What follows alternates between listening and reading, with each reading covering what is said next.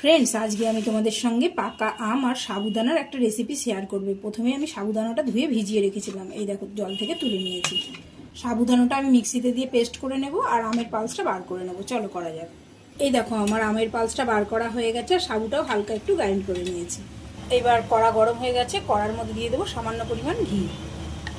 এইবার এই ঘিটার মধ্যে আমি দিয়ে দেবো পেস্ট করে রাখা সাবুটা আর দিয়ে দেবো আমের পালসটা। এবার এটাকে ভালো করে নেড়ে দেবো। এর মধ্যে সামান্য পরিমাণ নুন দিয়ে এটাকে ভালো করে আমি টানিয়ে নেব।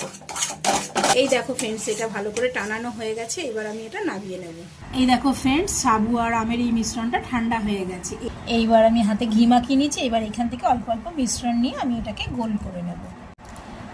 এইবার আমি এই সব মিশ্রণটা এরমভাবে গোল গোল করে নেব।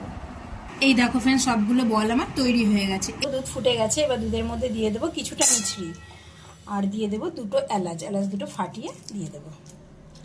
মিছরিটা গলা অবধি দুধটা আর একটু ফুটিয়ে নেব। এইবার আমি এর মধ্যে সব বলগুলো দিয়ে দেবো।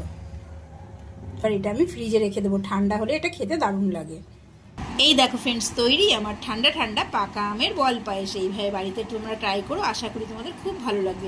এটা একেবারে একটা নতুন রেসিপি, এটা খেতে কিন্তু দারুণ হয়।